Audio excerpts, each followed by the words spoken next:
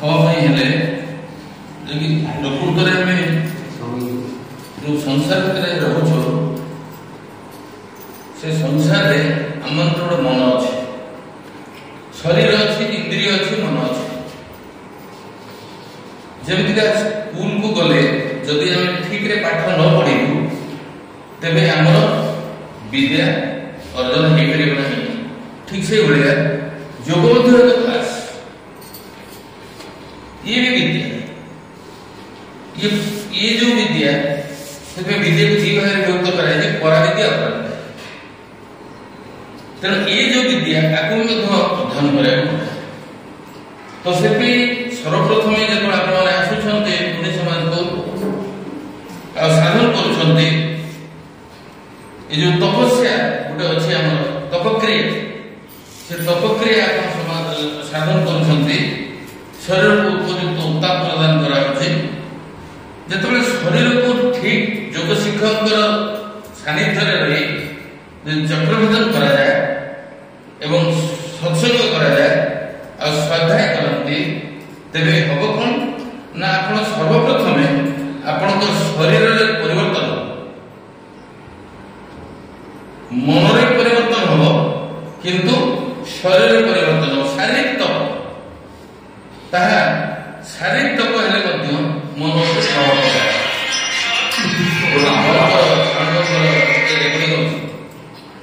Mobile बंद कर दिया जे ये शारीरिक तप डिस्टर्ब हम गोटे चले कि डिस्टर्ब ये जो शारीरिक तप क्रिया आम करूँ से करने द्वारा आम शरीर शक्ति बढ़े जिते शरीर शक्ति बढ़ से मन हल्का है एवं मन प्रफुल्ल हल्का हवा सहित प्रफुल्ल हो जाए एवं तमें प्रकृत में तुमको अभिव्यक्ति करने क्षमता अर्जन तमें तुमको निजको प्रकाशित करने जो तपक्रिया कर तपक्रिया कला तुम भीतर जो शक्ति गुणे बढ़ ये शक्ति बढ़ेगा तुम्हें तुमको अभिव्यक्ति कर परिप्रकाश कर तुम्हें कि निज भीतर जानी जो अभिव्यक्ति हम से हम कौन ना तुम जीवन काल भीतर बहुत समस्या से समस्या गुड़ाक पारी हाँपाई तुम जो शक्ति धारण कर से शक्ति जो अभिव्यक्ति आड़ को जीव परिप्रकाश आड़ को जीव ये समस्या तुमको समस्या बोली लगे तपस्या प्रत्येक समस्या समस्या बोली लगे तपस्या रूपांतरित हो जो तपस्या रूपांतरित हम से बेले मु अनुरोध करी आपण मान जोड़ स्तर तन मिला तो तप कर कर्मी की नाश तन मिला तो तप कर कर्म के नाश रवि शशि से भी अधिक है ताहे दिव्यो प्रकाश सूर्य और चंद्र को भी अधिक प्रकाशित हो तमें जाकि ताको दिव्यता तुम भीतर परिप्रकाश पाओ ये साधना माध्यम ये गला शारीरिक तप तापर वाचनिक तप वचन पर तप क्रिया करा जाई पारे वाचनिक तप कौन ना निज वचन पर संयमता आचरण करिबा को कथा करिले अन्य को कष्ट दब तापर सतर्कता अवलंबन करिबा ए प्रकार किछि कथा कहिबा नहीं जो थे मोर क्षति हबो अन्यर क्षति हबो तेणु कथा कहला बेले होश पूर्वक कथा कहवा आम बेहोशी पूर्वक किसी कथा कहवानी भाव प्रवणतार किसी कथा कहवा तेणु प्रत्येक कथा को विचार पूर्वक ज्ञान पूर्वक यदि परिवेषण कर क्षमता आमको कही दब ताले वाचनिक तप ही दब आई ना तेणु से कही मधुर विनय वचन कही तो शिव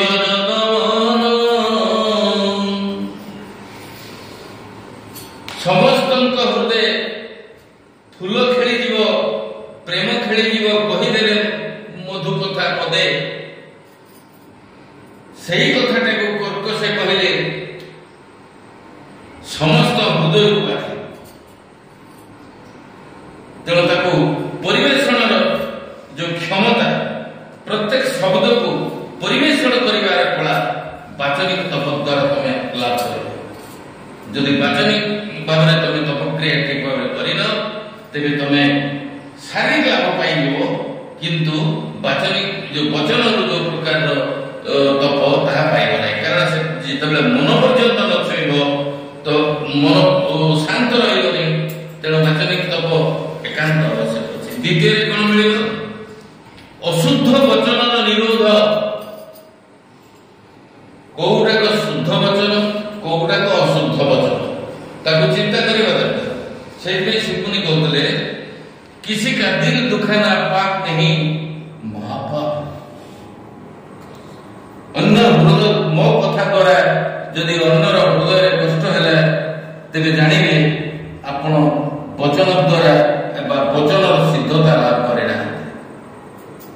आपण वचन यदि शुद्धता लाभ करबा सिद्धि लाभ करनांती ताले वाचनिक तप आपनको साधना रे रहया करते जब वाचनिक तप द्वारा जे अशुद्ध वचन निरोध करी जेंतिका आपण मन को निरोध करूछन्ते चित्त वृत्ति को निरोध करूछन्ते सेंते आपण वचन को मध्य निरोध करबा शक्ति को आपण धारण करतो ई तप क्रिया द्वारा हेले कोन हो सेति पे हमर जने कवि कहिथिले दुष्टवाणी कोठ भंडारू बाछी अवाच्य कथा कि खेल खेलुच लेखके छाड़ी सुरुचि प्रथा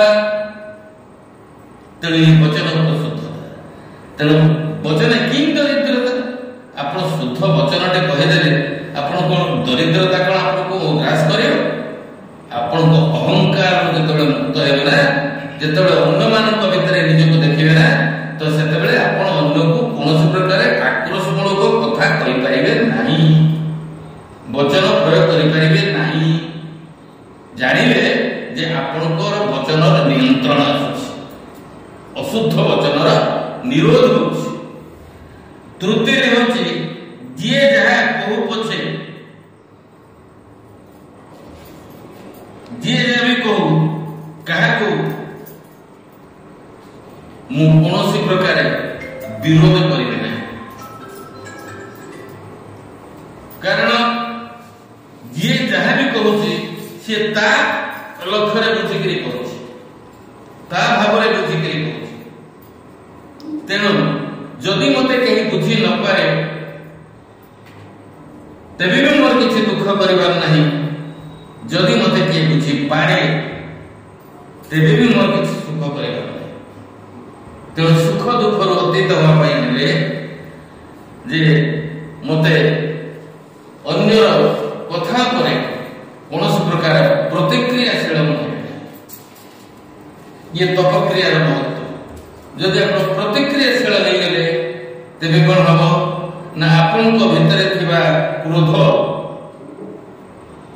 जागृत प्रतिक्रिया केतेबेले आपण होंती जेतेबेले आपण भितर क्रोध संचरित हुए आपण जानि पारंती नहीं तेणु से कह जाए क्रोध मनीषर परमरी क्षणिके चेतना नियई हरि तेणु आप क्षणिक उत्तेजनार वशवर्ती हुई कौन प्रकार क्रोधान्वित हुई ए प्रकार कहानी कथा कहार सिद्धांत आपन कौन प्रतिक्रिया दियंत ना अहेतुकी प्रतिक्रिया हेतु विहीन प्रतिक्रिया देवे ना तेबे जे आपन जे वाक संयम वाचनिक तप उपरे निजको खड़ा उतरी करें नम्र और भद्रता आचरण रे मो निजको मु अभ्यस्त करेंगे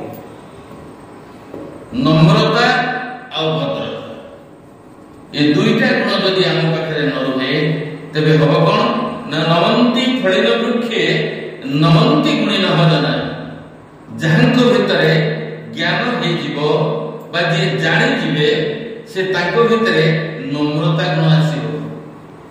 जेते पर्यंत आपनक भितरे नम्रता गुण आसी नाही आपनकर ये हृदय कोमल हो नाही। आ बिना कोमल हृदय रे ज्ञान परिप्रकाश हो नाही। तेनु सेति भाई हृदय जाना अत्यंत उदार ममता झरना पर दुख पाई जा प्राण कांदई अंतरु झरे करुणा जार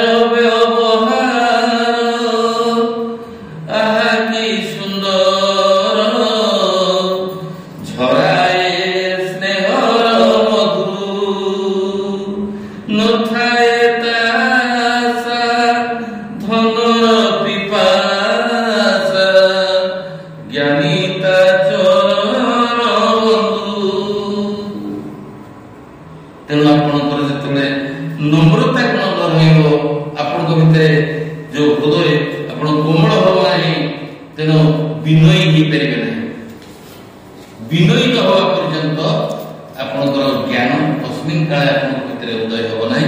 ये होची वाचनिक तपर चारटी जो लक्षण माने चारटी आपन क्रिया ताको साधन करिया पड़िबो। ये वाचनिक तप से शारीरिक तप मानसिक तप। मानसिक तपरे आपण कोन करिया पड़िबो ना दैनंदिन मनर गति को लक्ष्य रखिबा को पड़े।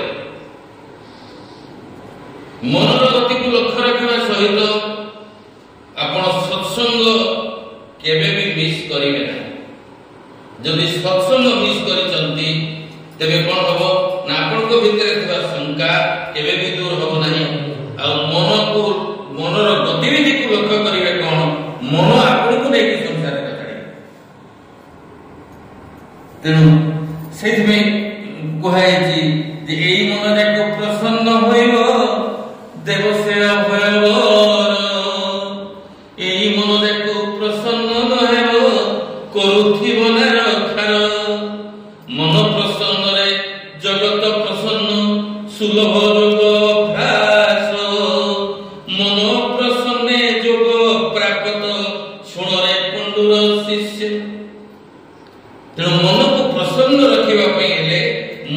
सर्वप्रथमे आपण जगिबा पड़िबो। जे आपण जागिले मन को जगिबे। आपण यदि होशपूर्वक रहिबे तबे मनर प्रतिक्रिया को बा चित्तर उठुतवा वृत्ति को आपण जानिबे। तेनो चित्तर उठुतवा वृत्ति आपण नहते आपण वृत्ति को जानिला बा मनरे उठुतवा संकल्प आपण नहते मनर संकल्प को जानिला सेति पई जेतले मन दुख हे जाय सेतले आपण मु दुखी हे गली जेतले मन सुखी हे जाय मु सुखरे अछि। जेतले आपन को पचारा जाय एक कथा जे टिके बसंतु आपन को कथा कहि दे ना रोंतु मो मन दुखी अछि काम मो मन एपटे कहतले कोन ना मु सुखी मन सुखी हैला आपन निज को आरोपित कले मन सहित जे मु सुखी हे गली मन कोन आपन एई मन एक चिड़िया खाना एई मन एक चिड़िया खाना केते बेले सुख केते बेले दुख केते बेले पुणी दिए जातना।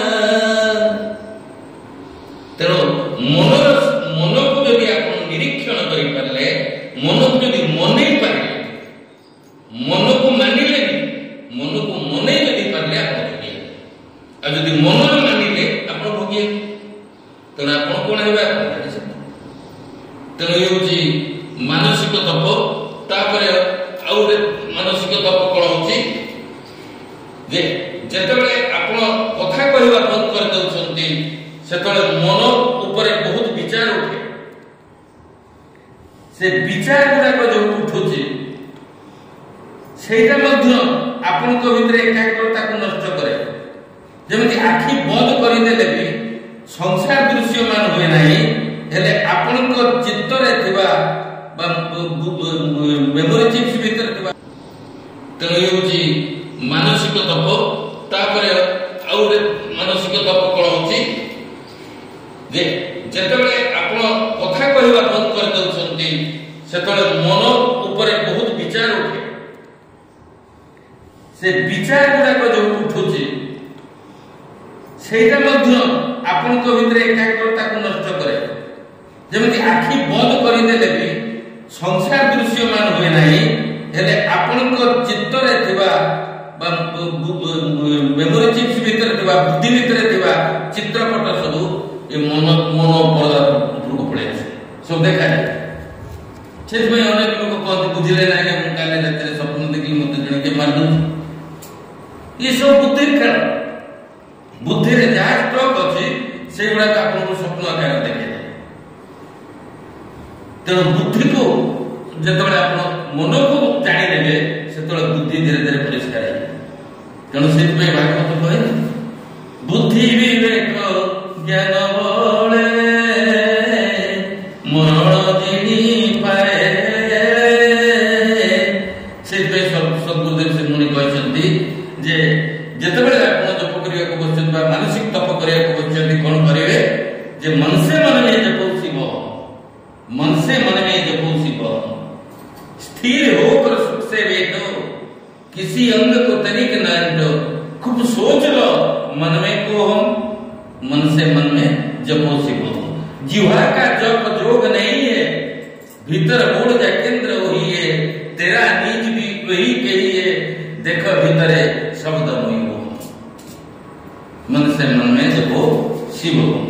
जेमितिका ऐनारे मुह देखिला परे आपण मुह बोली सेटाको धरि नियंती एवं प्रकृत रे ऐनारे देखा जाउतबा मुहटा होची प्रतिबिंब आउ जे देखुची से होची बिंब। जहा द्वारा आपण देखुचंती सेटा होची बिंब, किंतु ऐनारे देखा जाउतबा मुहटा प्रतिबिंब ना बिंब? प्रतिबिंब। तेणु प्रतिबिंब केबे सत्य हेई परिबो नै, बिंब ही सत्य। तेणु आपण जेतबे सिंदूर लगाउछंती मा माने सेतबे ऐनारे लगाती ना निज मुंड लगाती? काई ऐनारे लगाउना? एडा संसार रे चलना तो सब बाहर करते। जेतबे सिंदूर लगा तो तास लाग निज मुंड लगाती। तो सेही विचार कर ब्रह्मज्ञान सेही। तो से बिंब और प्रतिबिंब भितरे जेतबे फरक आपण जानि नेबे, दृश्य और द्रष्टार फरक आपण जानि। तापरे आपण को आसुची जे मन को थका मरेवा पाई चक्रभेदन क्रिया रे जो मानसिक तप जो करा होची, वाचनिक तप गला, जो शारीरिक तप गला, जो मानसिक तप मन को थका मरेवा पाई ताको किछि काम देते। काम अर्थ आपणकर आपण निजे स्थिर हो जातु, मन को स्वाधीन छाड़ से जहा करूची करू ताको आपण बसिक निरीक्षण करो। जेतेबेला आपणकर निरीक्षणता बढ़ी जीव, धीरे धीरे धीरे धीरे बढ़ियो, ताको वाच करिवे तो देखिबे मन आ विशेष क्रिया करू नाही, मन रे संकल्प उठु नाही, से इंद्रिय मानक सहित साथ दउ नाही। सेही समय रे साधक अनुभव करिवो जे मु अछि ना नाही, देह अच्छी ना नहीं, ये ज्ञान। तो सेटा होची धीरे धीरे ता भीतर को जीवार बा आपण को निज भीतर को जीवार बा आपण को स्वरूप को जानिवार प्रकृष्ठ जे स्थिति। तो ये तीन प्रकार तप सारिला परे आपण आसन जो प्राणायाम क्रिया को आपण आरंभ करेंगे। जो प्राणायाम आपण करेंगे, जो प्राण आपण भीतर प्रवाहित होची, रोग आदि होची। प्रत्येक शरीर भीतर प्राण शक्तिर अभाव ही रोग। प्राण शक्तिर जो अभाव होची तार नाम रोग।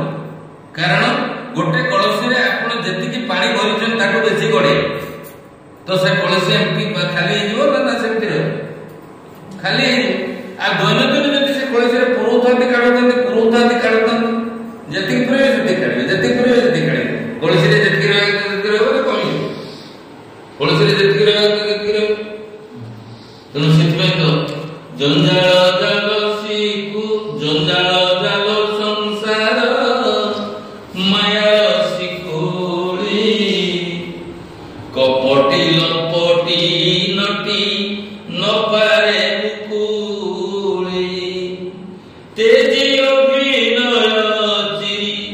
देखो तो भीतर मनरे घाइला बसा लोभ अहंकार।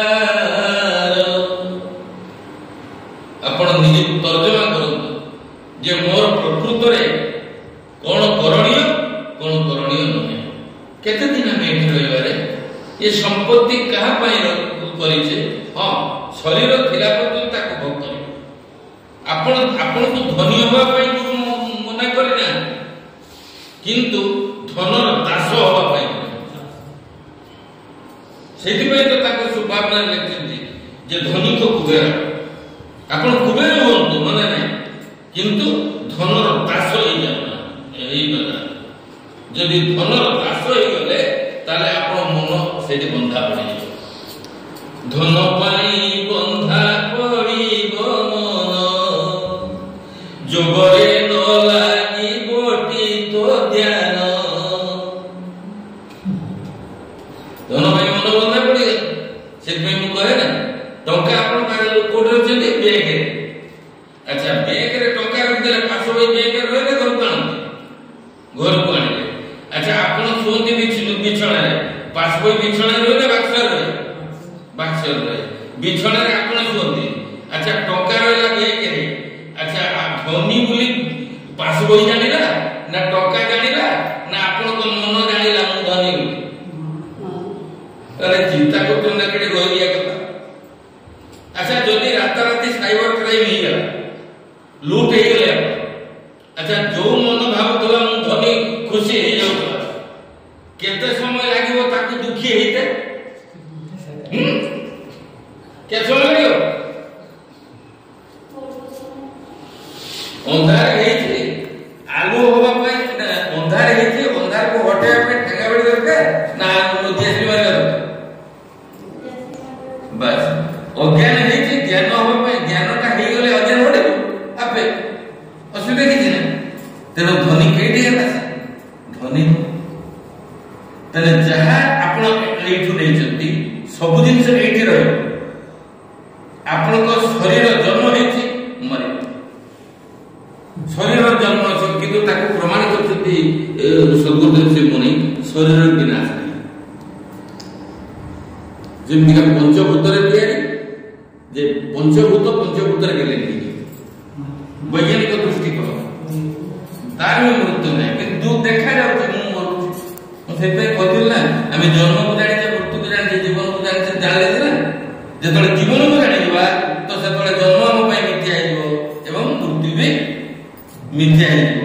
तो सेति बेले जे आपनकर जीवन को आविष्कार करबे आपन एवं आपन जीवन को जेतले आपन आविष्कार करिवे सेतले आपन को हृदय प्रेम रे भरि आपन को मन शांत हे एवं एकाग्र हे। तेणु आपण दृढ़ स्तर निवेदन करिवे आपण सांसारिक समय दैनंदिन किछि समय काटी आपण को निज पय दियंतु। जदि निज पय आपण समय न देबे आपण जहा पय समय दउचंती सेमाने आपण उद्धार कर परिबे। कारण काल जेतबेले छिडा हवा आपण का आगे आसी ए माने केही रहिबेनी। तने सेति में कहै जाय काल आसीबो बाळ धरी आयत नथी बकारी। तेणु बड़ चमित टे काल अजाणते धरी नव तर चूल